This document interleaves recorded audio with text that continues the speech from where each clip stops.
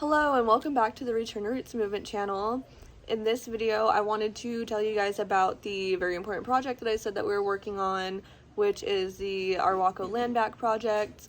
The title is kind of self-explanatory, but it's a lot deeper than that. So we are helping the Arwako tribe in Colombia get their land back because over the last century, after the whole thing with Columbus, they've been having their land stolen from the Colombian government, and locals have been creating illegal towns around their mountain, which, by the way, is the heart chakra of the world. They're coming in and deforesting it, they're starting fires, they're polluting the water, completely destroying the heart chakra of the world. I'm gonna let Dion from Sun Nation get into that deeper, and he's gonna explain to you why this project is so important and what we're doing. Since he's the one who's been friends with the external chief, which is how we got here in the first place, they asked us to kind of help them with this project because they need outside sources to help them fundraise and start these projects to help them be able to fund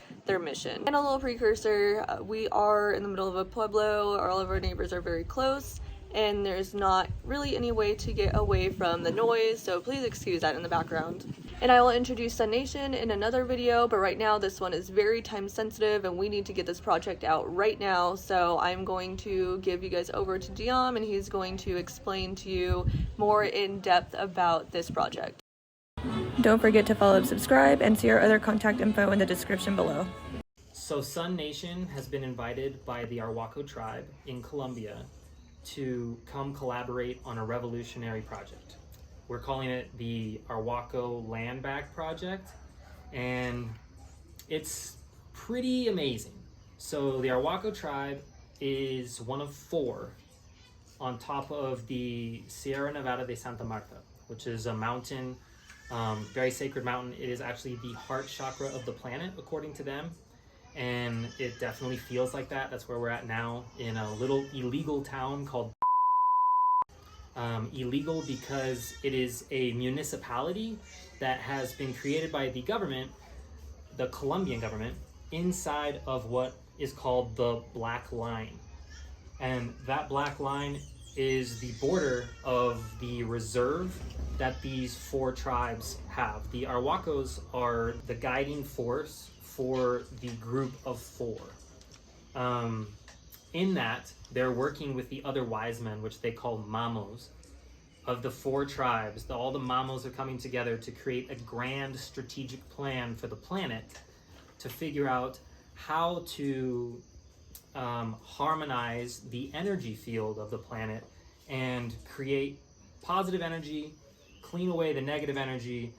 And they say that that negative energy has been created by civilization and living in disharmony with the planet, which has been happening for thousands of years now.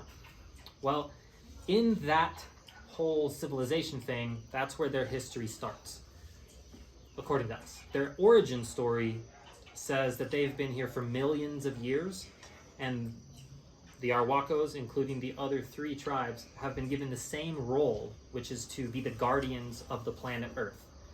And they're well aware of other planets, of other things, all the stars, and they've been assigned the very, very miraculous and amazing goal or role of guarding the Earth. So they're really connected to the energetic field of it, and they can feel from their mountains, since it is the heart chakra of the planet, they can feel the energy of the whole planet, and they realize that there's something very wrong right now with the way that the energy on the planet is being managed. And they attribute that to civilization. When Christopher Columbus came across the ocean, sailed the seven seas, when he landed on South America, he landed in a little town called Santa Marta, which is not far from here, and that's where the Arhuacos used to live. They were down there living with their favorite spirits are the fish, and they have all of their sacred sites, not all of them, but a lot of their sacred sites on top of this mountain. And then they would live down on the beach and have this amazing experience. Well, here comes Christopher Columbus, and he discovered a new world that was uninhabited. found these people, the Arhuacos. They traded in knowledge and understanding. They're like, oh my gosh, who are these new people? It didn't go well. The Arhuacos decided to run away because they were getting their gold stolen, they were getting enslaved, and eventually were just absolutely kicked out by violence and racism and genocide and all the things. So they decided to go up to the mountain in hiding and retreat away from Christopher Columbus's new expedition. So that's how they got onto the mountain with the other 4 tribes. They all decided that they needed to come together and keep their strength to understand what this new being, which was conquistadors, colonialists coming in to try to expand their culture. So a little bit about the heart chakra of the planet. These tribes live in this zone, which is their reserve, and they say that all of these mountains were the first mountains created on the planet. And then from there, every other mountain outside of this reserve was copy and pasted.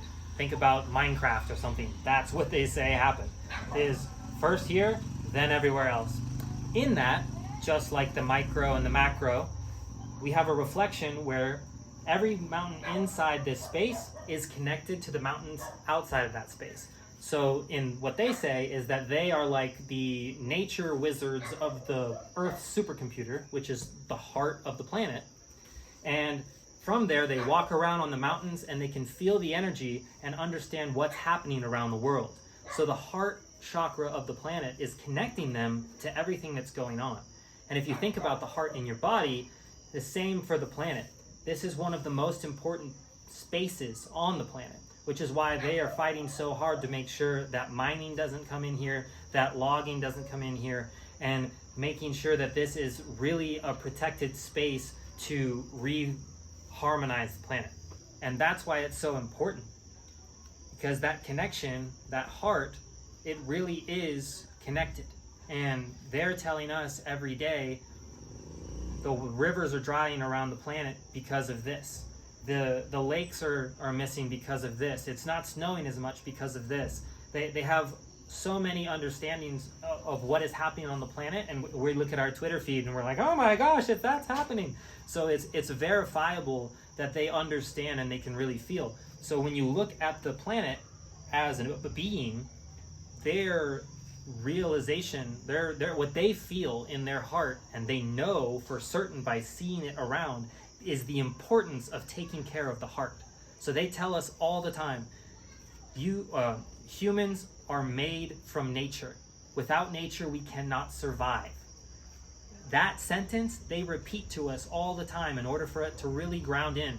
Because coming from cities, it's difficult to understand that. But when you really understand that you are from nature and there's no way to live except for from nature, and they live in the heart of nature, it's like a really, really important deal to make sure that no bad stuff happens to the heart of the planet so that we can all keep living.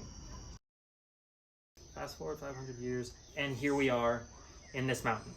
So they've been living here for this whole time in hiding, trying to gauge the situation. Along the way, they've received a lot of different violences and a lot of different oppressions that they've had to figure out how to live with. Some of those, now in more recent history, are drug runners and drug cartels that are coming into the mountains to take unoccupied land, utilize it to grow cocaine, marijuana. After the drugs and a whole swath of their land being taken and utilized with guns, forcing them out of it, then there were rich corporations coming in to do illegal mining. There's been rich people coming in with private armies to take unutilized land. They have a huge amount of land, so it's pretty hard for them to hold on to it. They don't have guns and they don't have money. They're peaceful, and so it's difficult for a peaceful person in this life at the moment. Next difficulty is the illegal municipalities that are coming up in this really big landmass. They don't have cars or motorcycles really, so going to all these places over hundreds, thousands of hectares of land is difficult. And the government, Colombian government, is coming in and building illegal municipalities, taking the land, writing fake deeds, selling it off to rich people and people who have money, and in essence, taking it out from under them. So the Arhuacos have come up with a plan to figure out how to utilize their land to create abundance, create commerce, build up their nation, have GDP so that they have money to start investing into themselves, to start protecting this land. They have a law for their entire nation that all the land in this reserve, 70% of it has to be conserved, and 30% of it can be used for production. So they're going to start utilizing that. And they're saying, let's make coffee farms, let's make cacao farms, let's make sugarcane, let's make all the stuff that these people like to have that grows really well here, that we know how to create, and we're going to use that abundance to start buying our land back. The only thing is they have said that they don't really know how money works, how economy works, how these different systems work, because that was introduced to them by the conquistadors. Now, still living outside of that system and just barely dealing with it, they don't have those internal concepts to figure out why people are trying to screw you over, why people are trying to steal from you, why people want your money. Like, those things are foreign to them. So they've asked us, Sun Nation, to come in and bridge that so that there can be an economic interface of integral, light-minded, trusting people who won't screw them over, that will help them build an infrastructure in order to buy back their land and create an abundance of money and organization for them. So in order to have that economic infrastructure, they're building their first government entity. They're building a constitution, and they're going to be a recognized, constitutionalized, in paperwork government, so that they can interface with other nations. They're going to use that money in this entity to be able to interface with other tribes around the planet, other nations around the planet, and one of their goals is to create a global alliance of indigenous nations so that they can work together and start harmonizing the planet the way that it's needed. With that global alliance, they want to team up and start bringing down ancestral knowledge into a thing that can be received by society. So they want to build a school at the bottom of this mountain here, and then a university in the middle of the mountain, and then eventually a wise man school on the top of the mountain. And they want to make this whole system so that society can come into it and start learning the ancient ways of living with nature in harmony, taking care of the planet.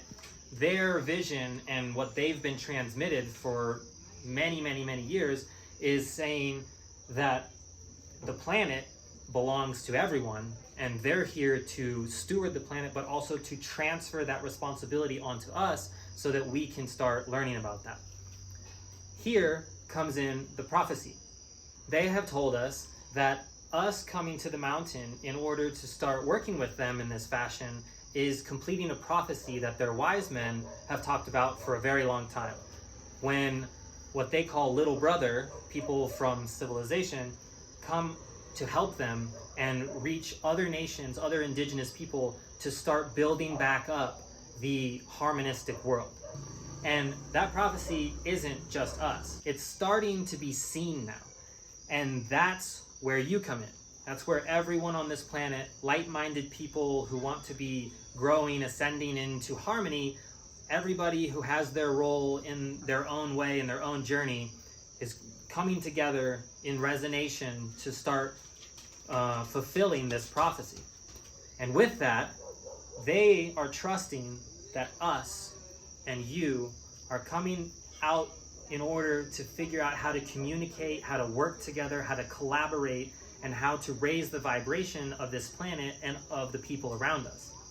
In order to do that, they want to teach us more, but they also want us to help them. They need help in volunteering, collaborating, organizations. They need money. There are a lot of different moving parts in this, especially when it comes to dealing with governments and moving around and moving around all of the time in order to go to meetings and do what's necessary. It takes a lot of money, and they don't even have money in their culture. So they're putting a message out to us. They're saying, please figure out how to get us 1 million followers. Get us people who are listening to us so that they can hear what it is, our message to the world, so that we can have more help and have more friends in our alliance. They've explained to us that the most helpful thing in the beginning that we can do is to bring in money, because they, remember, are a system that doesn't have money. They've never had money. So now, to keep up with all of this disharmony and the economies of the planet, they need money to move around and start monitoring, to take care of conservation, to build out money creating systems like farms, to start doing trade and commerce, to build out the necessities so that they can have internet to start communicating their messages out. They have a whole grand plan that will go through in this series in order to discover what it is that they really want to be building. There's a whole communication system. There's a whole way of harmonizing land and structure. There's permaculture on steroids. There's all kinds of cool things that are going to be transmitted from this tribe and the other mamos, so that this can be embodied by humans today. So please, if this resonates with you, reach out, get involved, follow along with everything, and see where you can plug in, because we need a lot of people. It's a global movement. If you know anybody who might be interested in this, send this all around, tell everybody you know, because right now the world is going amazing.